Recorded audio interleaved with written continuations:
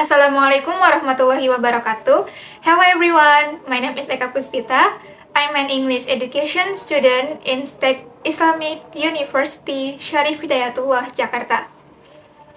In this video, I'm going to retelling a story from the novel I've read entitled Secret Sins by Nora Roberts.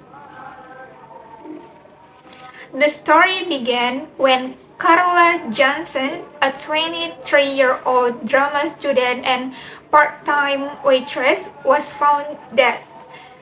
12 to 15 hours before, she had been strangled with a priest's amice.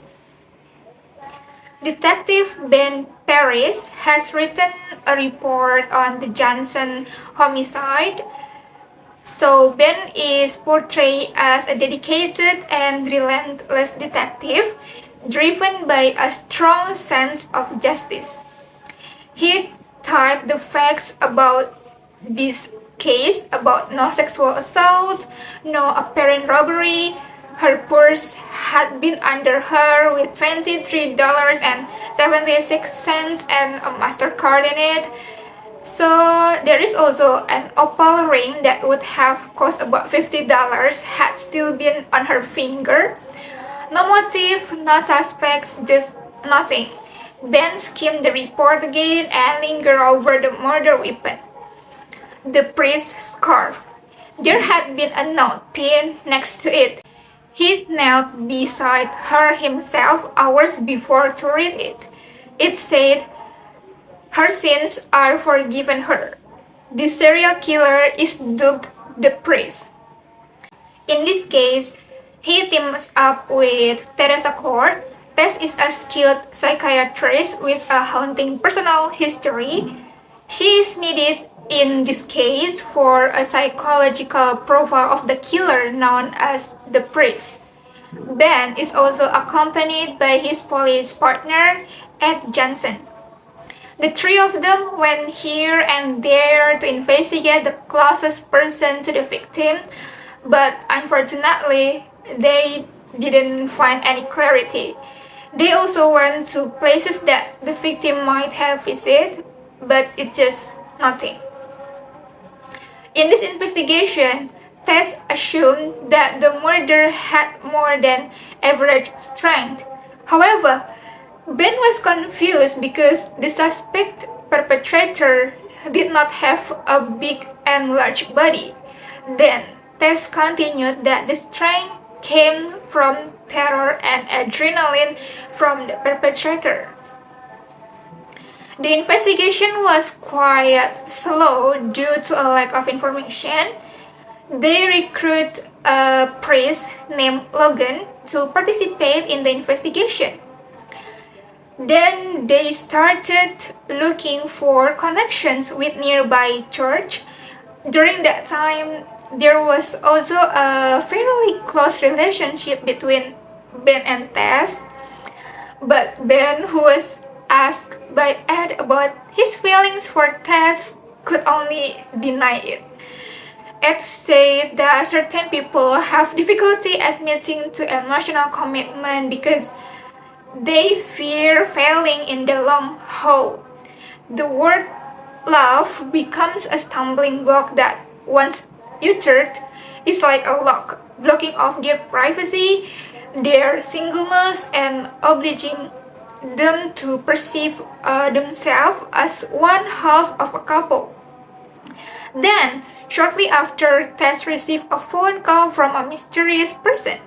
They suspect that it was a call from the killer. Tess became the next target of this murder. They also began to tighten the security of Tess. They recruit a police woman named Lowenstein to guard Tess' apartment. A few days later, Tess got a call back, but it turned out to be a call from Detective Roderick, who was running the same investigation as her. So, Louis Roderick said Ben picked up the killer less than 2 blocks from Tess' apartment building. He said Ben and Ed decided to do some more sweeps of the area and saw this person coming out of an alley and heading towards test building. And then they could see that he was wearing a robe. He doesn't protest when they stop him, but when Ben finds out that Emmy's in his pocket, he seems to Ben loses it, starts fighting, and calls Tess. Ben and the killer were taken to a nearby hospital. After the call, Tess immediately left alone for the hospital. She refused to go with Lowenstein because the killer has been arrested.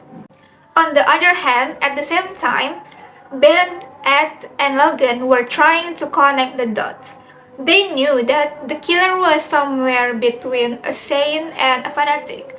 Then Logan remembers a seminarian who was once his subordinate and left after an argument with Moore. Logan remembered him because the young man had become a famous writer. His name is Stephen Matthias. It only had to make a few phone calls to find him. He lived in Connecticut and he remembered the incident perfectly. The seminarian was very devout, as devout with Moore as he was with the church. In fact, the killer served as his secretary. Matthias said that his name was Louis Roderick. It was then that they realized that danger was very close to Tess. When Ben went to Tess' apartment, he was already late. He finds Lowenstein outside alone without Tess because she already went to the hospital. Then he explained that the real murderer is the detective who called them earlier, Louis Roderick. Back to Tess, she has reached the hospital parking lot and, of course, catched by the detective. He tried to kill Tess as he killed the previous victim using a mace. He whispered something to Tess. He thought that the people around him said Roderick was crazy. He was afraid, so he blocked it out.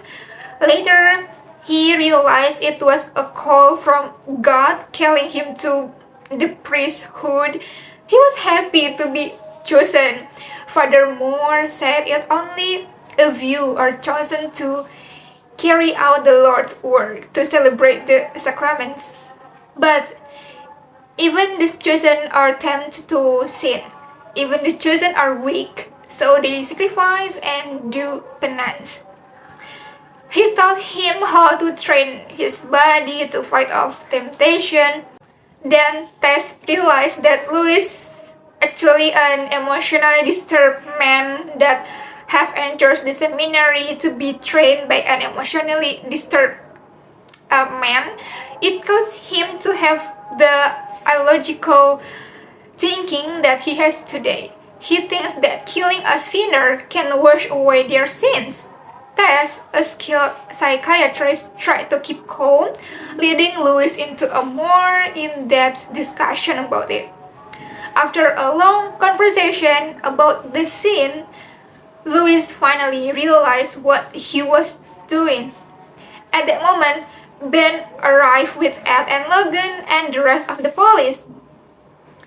Tess convinced Ben not to hurt Louis because he was actually a sick person. And of course, Ben followed Tess' words and Louis was already handcuffed and taken to the police station. Finally, the case was solved without anyone getting hurt and they could breathe a sigh of relief. Ben and Tess went home together with success. On the way, they discussed about their vacation. Ben said that he wanted to go to Florida. He wanted Tess to meet her mom. And of course, Tess agreed. That's how the story ends. The story more focuses on the investigation than the romance between the characters. I hope you will take the time to read this story in your spare time. Thank you for watching my video. Goodbye. Assalamualaikum warahmatullahi wabarakatuh.